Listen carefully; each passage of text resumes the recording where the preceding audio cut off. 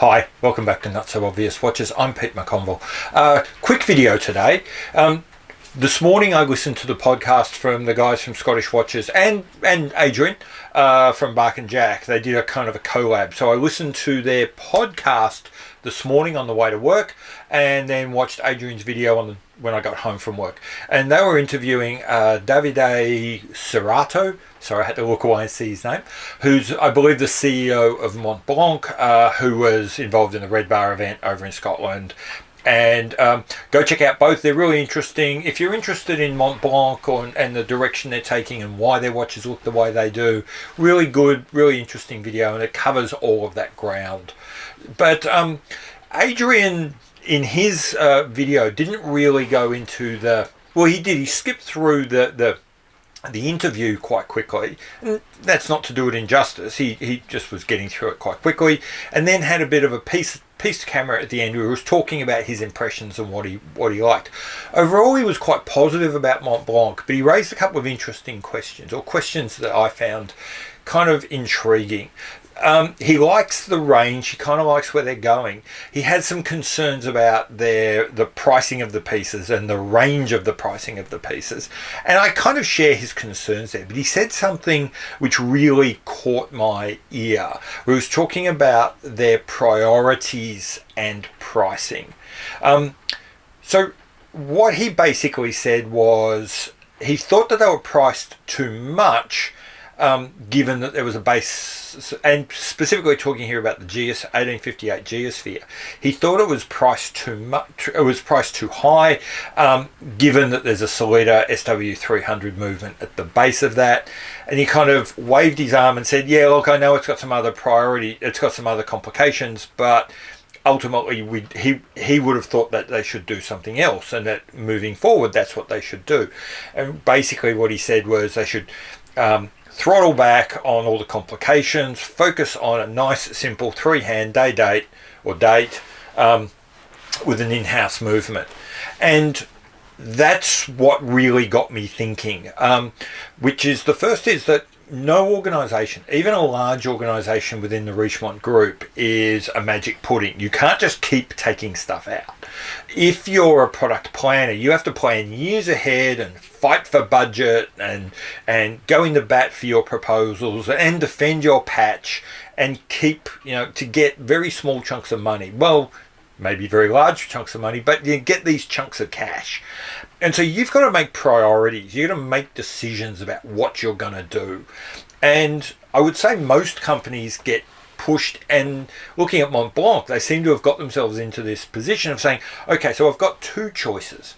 Option A, go with a base Solita movement, add complications over the top, and use that as my way of creating my unique selling point and creating value. The other option is to throttle back on the complications, throttle back on the novelty, and instead take that same chunk of money that was going to go into developing the novelties and the complications, and now develop my in-house movement. So give you a simple three-hander and date with an in-house movement. So I think that's kind of your option. A, novelties over a common base. B, nice simple but over an in-house manufacturer. And the question then becomes, which one would you want? If you were asked by someone, if Davide had rung you up, sent you a text message and said, "I'm really torn, I don't know what to do," which way would you go? And I suppose what I'll do is I'll put up now a picture of the Geosphere and say, you can have that with all the complications and all the interesting things going on around it. The price you're going to pay is that it's underneath all of that, in the parts of the watch you'll never see, it'll be an SW300. And I'll put the specs to it on a screen now in front of me. So basically it means it's an SW300 with all the stuff that comes with. 38-hour power reserve. I'm not sure what grade it is, so it could be COSC certified. It doesn't have to be. I'm not sure. But you do get all of the second time zone and the funky globes that go around each other. So you can have that, or you can have this, a simple three-hander with an in-house movement. the in-house movement, if you look at someone like Tudor, who's done something similar to this, it's going to be probably cost certified, probably have a power reserve around about 70 hours. But apart from that, from your point of view, it's going to be by and large functionally the same as the Solita, but without any of the complications. So again, would you pick A, the geosphere with all the spinning Earths in the second time zone, or B, the simple three-hander with a movement? If you had to have one, which would you choose? Now, I'll be absolutely frank. I think that there is more than enough boring three-handers in the world, and I think the watch world is better for having the geosphere. I would always vote A every single time, and I thank my lucky stars that that Mont Blanc saw the world the way I did and came up with that watch.